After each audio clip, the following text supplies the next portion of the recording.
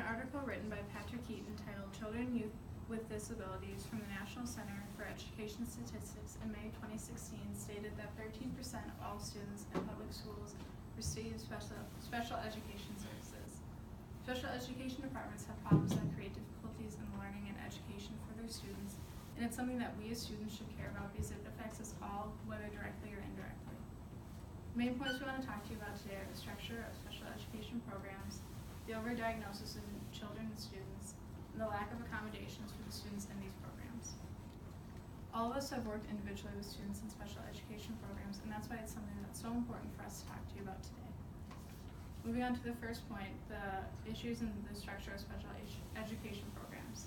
In an article from the WNYC.org titled The Special Education Problems That We Aren't Solving, on July 23rd, 2012, Laura Klein, a teacher who's involved in special education programs, stated that the system relies heavily on parent advocacy and participation. The current structure of special education programs relies far too heavily on parents' ability to teach their students rather than the teachers being able to do the majority of the education. Often teachers are in rooms with students with a wide range of disabilities, and it's very difficult for them to cater to each student individually. One way that we can fix this is to educate teachers on each student's individual disabilities and how to best serve those students. An article from PhD and SpecialEducation.com titled How to Support Special Needs Students in 2014 states that the more you know about your students, the more you can adapt to your teaching to their needs. If each teacher is specifically educated on each student's disabilities, they can better educate each student individually and provide a better all-around education. And another way that we can help out the issues in the structure of special education programs is to educate those who are involved in the student's education. This includes the parents who are often working individually with these students and sometimes more in charge of the education than the teachers, the medical professionals who can communicate with the teachers about the students' disabilities, the best ways to educate them, and they're often the ones diagnosing these students, and the administration who's in charge of who's teaching these students and what they're teaching them. One way that you can get involved is to lessen the gap about the knowledge of special education departments so you can be involved. Now Katie's going to talk about the overdiagnosis in students. Thanks, Gabby. So there is a major issue with the overdiagnosis of special needs disorders in our children. More students than necessary are being placed in these special education programs in different schools, and this has been an issue with their ability to be able to be taught effectively. Teachers are not there enough to be able to work individually with each student, and in order to help this, professionals need more specific criteria in order to diagnose correctly each student, whether they have the diagnosis or they don't. In an article written by Rosa Emavilla from September 7th, 2016, titled Diagnosis Lost, approximately 13% of students diagnosed with autism spectrum disorder lose the diagnosis eventually. In the new proposed DSM-5, which stands for Diagnostic and Statistical Manual of Mental Disorders, the version 5 of it, this will provide more specific criteria for professionals to diagnose.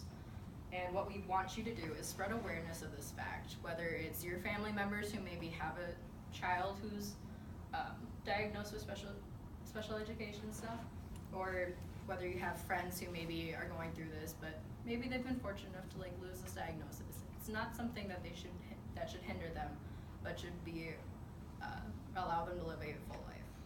And now Jenna's going to talk about student accommodations in special education programs.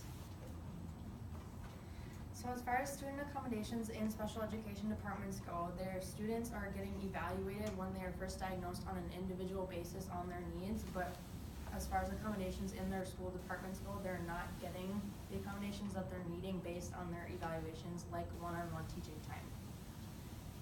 As Katie mentioned, there's an extreme overdiagnosis in special education students, which results in way too many kids in one class and one teacher, which results in absolutely no one-on-one time for a student.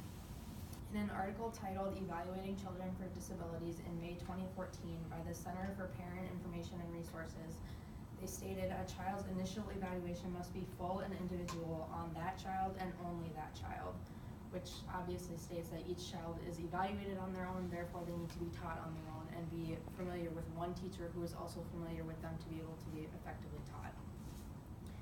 To solve this problem, we need to train medical professionals to properly diagnose students, because proper diagnosis would lead to less children in every class, which would obviously lead to more one-on-one time for each student. This would also evenly distribute the need for more paras and teachers in each school and department, which would also give better one-on-one time to kids. Katie's gonna wrap.